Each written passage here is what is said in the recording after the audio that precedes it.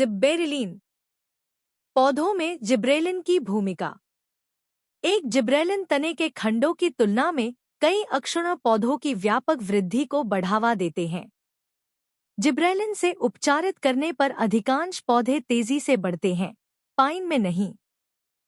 प्रतिक्रिया करने वाले बौने में एक अलग जीन पर उत्परिवर्तन होता है और प्रत्येक उत्परिवर्तन जिब्रेलिन संश्लेषण के मार्ग में आवश्यक एक अलग एंजाइम को नियंत्रित कर सकता है।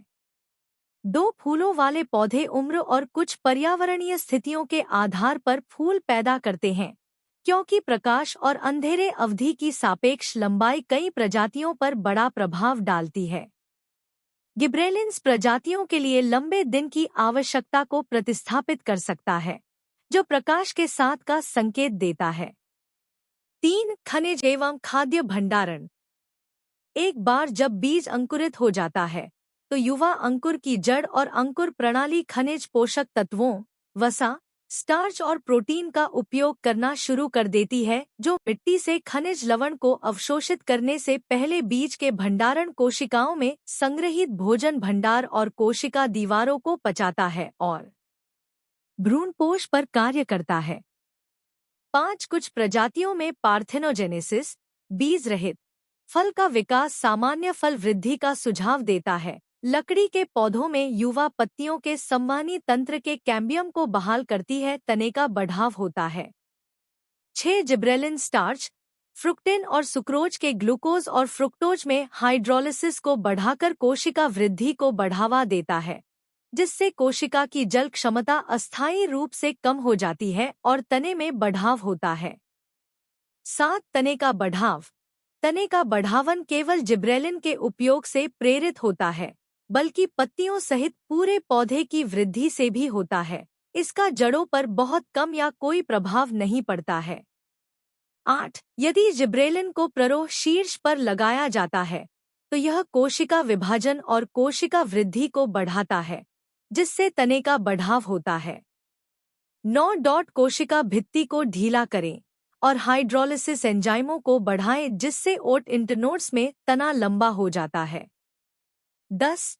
गिब्रेलिन्स का व्यावसायिक उपयोग हो सकता है, लेकिन उनकी लागत और ताज़े वजन को बढ़ावा नहीं देने की प्रवृत्ति सूखे वजन को बढ़ावा नहीं देना उनके उपयोग को सीमित करती है। 11. बाहरी रूप से लगाने पर ये बीजों की प्रकाश निद्रा को तोड़ सकते हैं। छोटे उपयोग। गन्ना विकास, अंगूर, अजवाइन के पौधे, सभी फूल और फल, शराब बनाने का उद्योग। कमी रोग, रोसेटी, स्टंट ग्रोथ, बोल्टिंग प्रभाव। वितरण। यह सभी पौधों में पाया जाता है। उपापचय। यह एक डाइटरपीन है जिसे मेवलोनिक एसिड मार्ग द्वारा एसिटिक एसिड की एसीटेट इकाइयों से संश्लेषित किया जाता है। सभी कार्बन परमाणुओं के लिए दाता पायरोफॉस्फेट कोप्लाइल पायरोफॉस्फेट 2 रिंग सिस्टम में और फिर कॉरीन में परिवर्तित हो जाता है। साइट और परिवहन। युवा पत्तियों में क्लोरोप्लास्ट जिब्रेलिन के अंतर्रूपांतरण का प्रमुख स्थल है, हालांकि प्लास्टिड के बाहर कुरेनोइक एसिड की प्रतिक्रियाएं होता है। वाणिज्यिक विकास मंदक।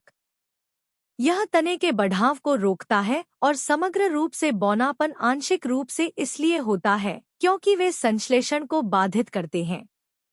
उदाहरणों में फॉस्फोनेट डी, सीसीसी या साइकोसेल शामिल हैं। भंडारण। एक बार बनने के बाद जिब्रेलिन आमतौर पर केवल धीरे धीरे नष्ट हो जाते हैं, लेकिन सही समय और स्थान पर जारी होने से पहले उन्हें आसानी से संग्रहित या स्थानांतरित किया जा सकता है।